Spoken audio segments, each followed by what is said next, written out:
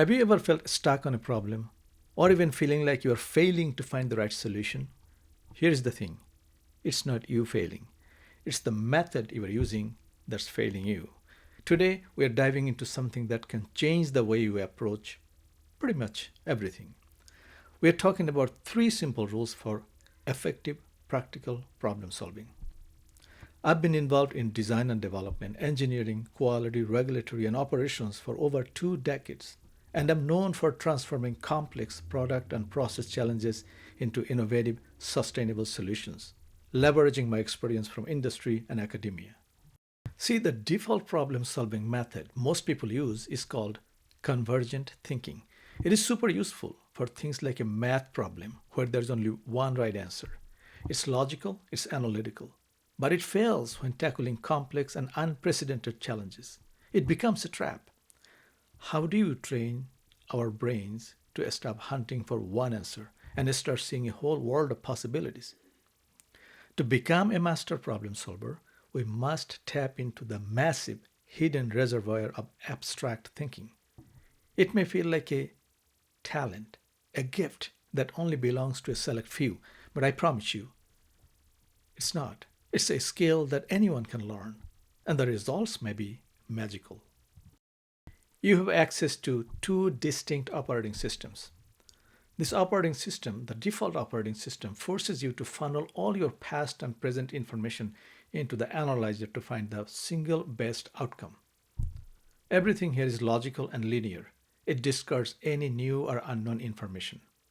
And that is convergent thinking. It starts with asking the core question, and that is, what is the right answer? It's looking for the right answer. That's the default brain. It's the logical half of the brain. Information source here is the past and present data. And the boundary, it's logical, it's past and present data, and therefore it's inside the box. That's the boundary. Divergent thinking, on the other hand, is our rule number one on becoming a master problem solver. The question it asks is totally different from convergent thinking. The question divergent thinking asks is, what are all the possible answers? It utilizes the innovative half of the brain, and the information source is abstract creative thinking. So what is the boundary? It's as far as your innovation or imagination can take you. No boundaries outside the box. That takes us to rule number one. Divergent thinking is your engine of volume production. You go wide and far to collect as many ideas as you can. You focus on generating more instead of filtering as they come. It gets better as you practice over time. I like the metaphor of an idea tree when discussing divergent thinking. Think of the idea tree, the trunk of the tree, as the problem. As a convergent thinker, someone will only come up with one branch of the tree. But when it comes to divergent thinking, you are exploring, sprouting, coming up with as many branches as possible. Each branch represents an abstract creative thought. At this stage, quantity is the only metric of success. So your goal would be to create as many ideas as possible, idea from idea, combining ideas, merging, morphing ideas into other ideas, as many ideas as you can. Now, here's the challenge. Your newborn ideas are like newborn babies. You have to protect them. The moment an unconventional idea is generated, it enters a hostile environment. The logical brain of yours and the conventional team members around you will immediately deploy the idea killers. Your brain will tell you that it's not possible. No one has done it before. It's not a good idea. Others around you will tell you the same, that how many different ways it will not work. It's not possible. So what do? How do you protect those newborn ideas? If you do not actively protect the outputs of your divergent thinking, these immediate judgments will crush innovation cold before it takes root.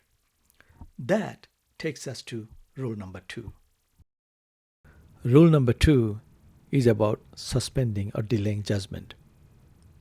You must actively build a protective barrier around new concepts, new ideas, an idea that sounds totally ridiculous at first.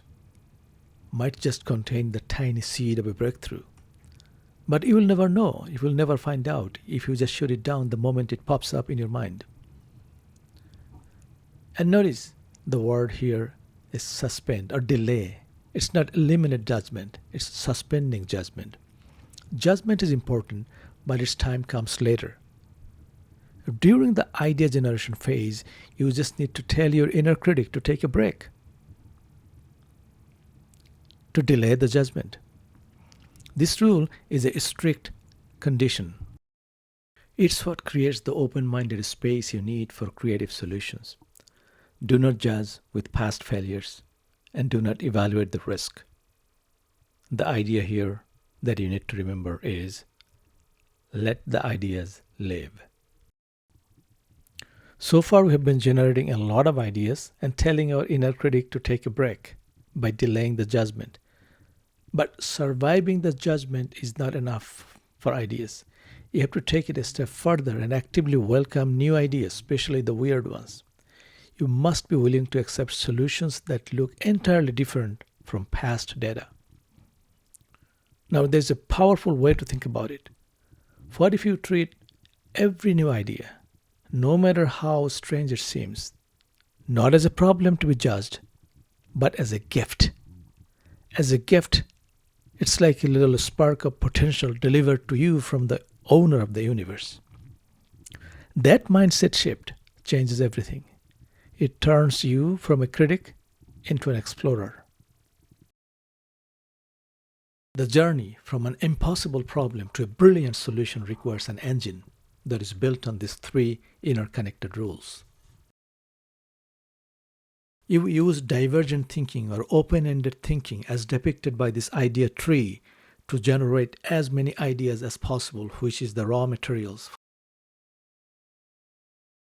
You suspend judgment or delay your judgment to protect those fragile new thoughts and ideas.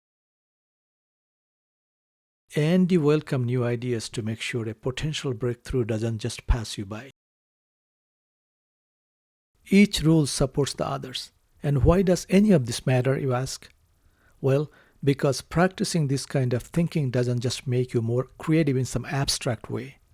It makes you a master problem solver. Someone who can find innovative solutions that other people, the ones stuck in their boxes, will never see. This thinking power we have been talking about is already existing within you. You just have to apply this framework, which will then enable you to control and switch deliberately between creative and non-creative thinking as the situation demands. The more you practice, the easier it becomes.